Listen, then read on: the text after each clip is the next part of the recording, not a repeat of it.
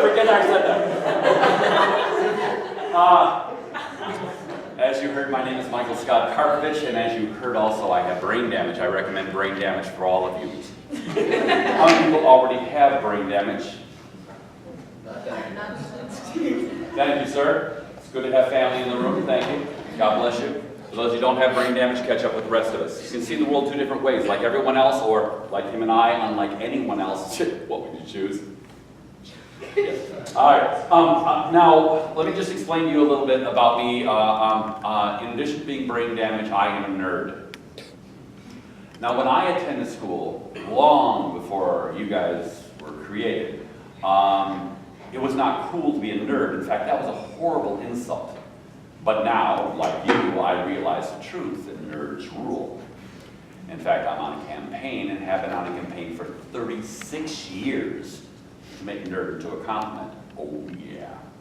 And so I am a nerd. Now, you might be looking at me saying, this guy is too cool to be a nerd. You don't understand. I am so geeky. Shut up. I am a nerd, and let me explain to you why. First of all, one of the reasons I'm a nerd is my parents. My mother, the bacteriologist, my father, the physicist, kind of sets you up. You know, you're geeked right away. My mom, the bacteriologist, my father, the physicist, both worked for Dow Chemical Company. My mother originally worked for Kraft Foods, where she discovered bacteria, which is still used today to make the cheese that you eat, sir. Yes. You can see my mom's bacteria running through you. And then she went to work for Dow Chemical as a scientific librarian, bacteriology scientific librarian. And she met my father there, and they worked for Dow Chemical, and they were very successful. Just to brag, sister, I'm talking to you now. That's right. You're looking at me, right? I'm talking to you. Sorry, not you, her. That's it, yes. My father, 38 patents before he turned 40 years old. However, when they found out that their firstborn baby had brain damage, they both quit Dow Chemical and moved to the farm. Full-time parents. Unfortunately, they went from making some significant income to hardly anything.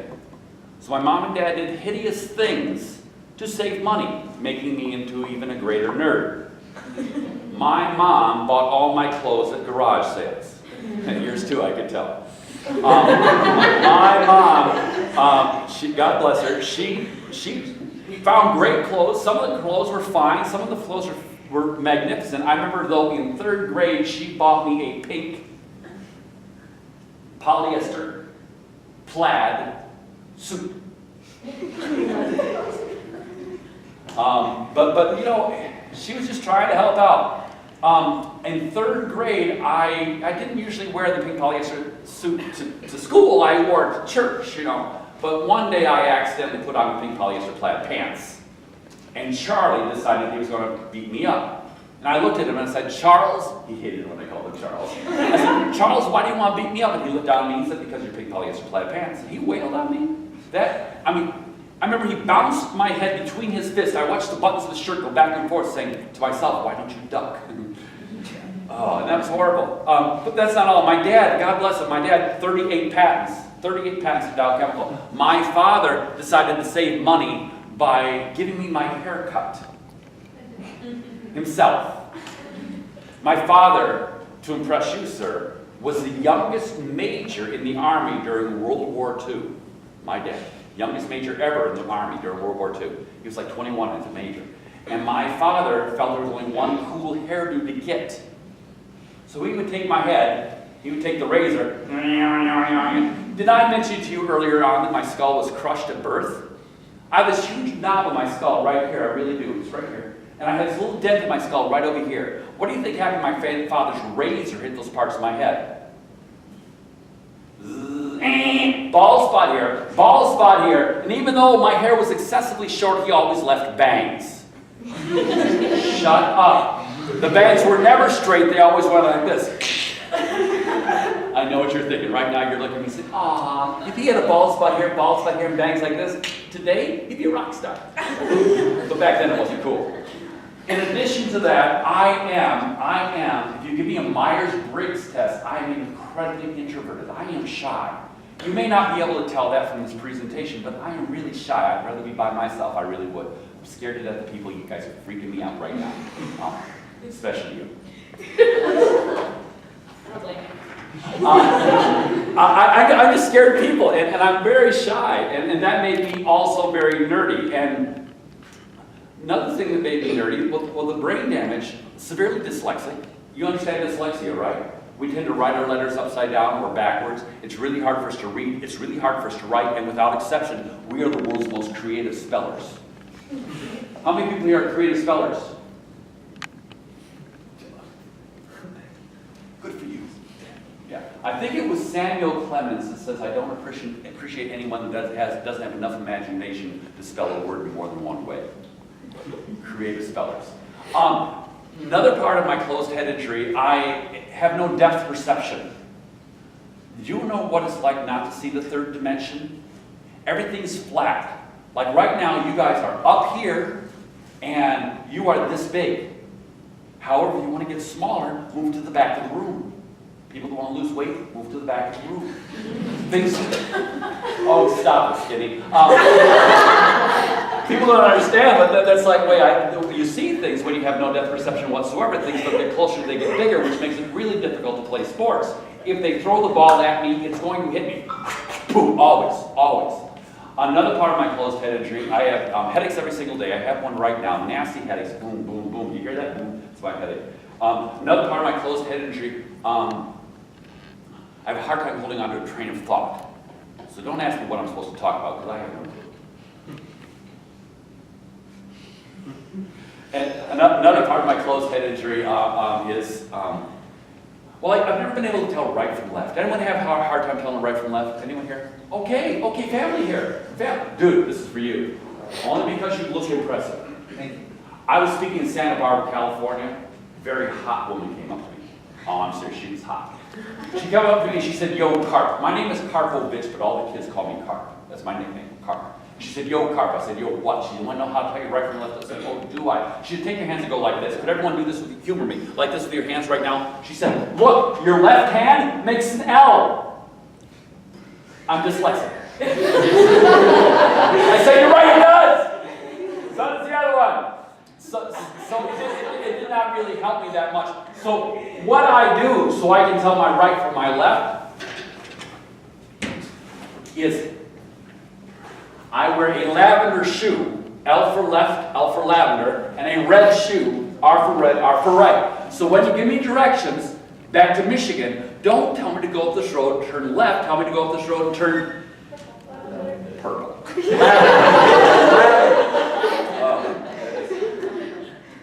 The shoe thing has become a significant logo for me. This is my man purse. This is my keychain. And wait. Although the batteries are dead, this is my watch. I just was bragging, sorry. All right, guys. Another thing that made me kind of geeky, other than my parents, I was very short. In high school, and I'm not exaggerating, I weighed 70 pounds, maybe 72 pounds, and I was precisely 4 feet tall. Kindergartners towered over me. When you are that tiny in high school, not a good thing. Now, being a short woman is called cute. Being a short guy is called painful. Stop laughing at me now. And so I was this excessively short, little, awkward, scared, introverted kid that just didn't fit in, and it was hard. And I had problems with bullies. Remember Charlie, the guy that beat me up with my pink polyester plaid pants? I don't know how he found any friends, but he found 3 of them. Their names were Rodney LaPratt, his real name, Don Ayers, his real name, and David Vandermark, his real name. So Charlie Dose, David Vandermark, Rodney LaPratt, and Don Ayers found incredible ways of beating me up. One thing they used to do, because I was so tiny, they used to love to shove me into the 12th grade lockers. In my school, the 12th grade lockers were that much bigger than all the other lockers, wide whites, so they could easily squeeze me in there. So they would put me in there and lock the locker. Now, sir, I don't know you well, and I could be wrong about this, But I assumed that if anyone were to lock you in the locker, you'd pound on the door and say, "Let me out!"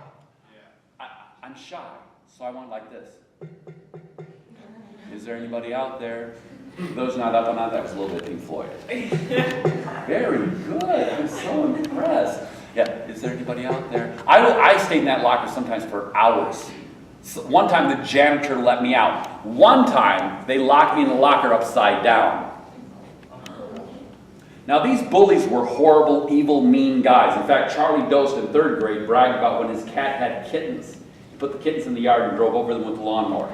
You hate him with me now? Thank you. You're horrible. I know. I want you to know these guys are mean sons of guns. And they were mean kids. David Vandermark used to, when he got his driver's license, he used to drive on the sidewalk trying to hit people. I mean, they were just mean people. And dumber than dirt, but mean. What's that? Are they in prison now? Oh, let me tell you, sister. I'll get there. Wait for it. Now the thing is, I hated these guys with all my heart. One thing they used to do is in gym class, I hated gym. Most of us nerds hate gym. I hated gym with all my heart. In gym class, they would take my clothes and throw it in the shower. Or they would take my clothes and hide them and literally run my underwear up the flagpole. Literally, my underwear up in the flagpole. I know it sounds like a cartoon, but it really happened to me. Now, be quiet. The other thing I had to deal with is they took my gym bag 3 times and they urinated in it. And one time, one of the kids took a dump in it. I remember I got out of the shower, took my towel, shoved it in my bag, and said, "Oh, well, you know what I said."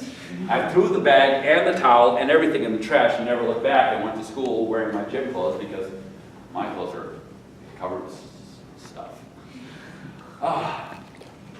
That's not all. There's one crime that I'm to this day known for. You can take all these disgusting crimes and remember me for them, but you're not going to. The next crime is the thing you're going to remember me for. I'm the kid that got swirlies. How many people know what a swirly is? For those who don't know what a swirly is, that's where they take the little kids in school, shove their heads down toilets and flush. Thus the swirl. I became known as a brain damaged nerd who got flushed down toilets. I got flushed down toilets all the time. Why do people have to be so mean? Why do people have to be so mean? They were never clean toilets when they stuck my head in them. And they held me down there until I blew bubbles and they finally would flush. And they go out and get all the mean kids that laugh at me and call me names. And they call me faggot, they call me homo, they call me gay, they call me midget, they call me shrimp, they call me nerd, they call me geek, they call me dork, they call me stupid, they call me dumb, they call me retard. Why do people have to be so mean? And my last name is Karpovich. Do you know what you do in public schools with a name like Karpovich? Be quiet. They would take one letter out of my name and change it, and make the last part of my name into a swear word. So I became Karpo, swear word. Why do people have to be so mean? That's not all. It seems that if you're a nerd, it's like you sign a contract up in heaven before you're born. You probably remember signing it, saying, "I promise I will do stupid things for the rest of my life." How many people here have ever done something stupid? Yep, you signed it. I do stupid things all the time. One of the stupid things I did is I'm shy. I'm scared to talk to people. What's the dumbest class to sign up for in high school? Public speaking. Public speaking. Guess what I signed up for? Public speaking. I'm the only 9th grader in a classroom filled with 12th graders. I walk in, the class is filled with 12th grade cheerleaders. Oh yeah. Unfortunately, the other half is filled with 12th grade football players. I didn't care. I was going to take this class. I walked in. I looked every single one of them right in their kneecaps. I was short. And I said, "Yikes!" It gets worse. My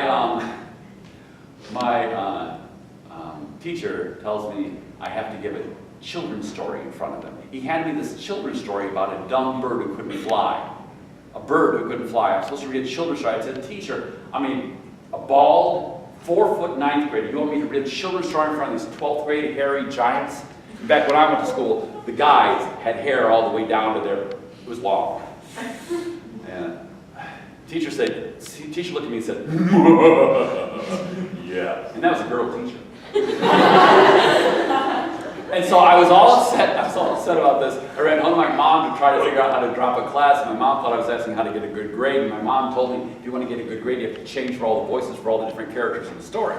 I said, Mom, it's a story about birds. She goes, uh-huh. I said, you want me to make bird noises in front of 12th grade cheerleaders? And she said, uh-huh.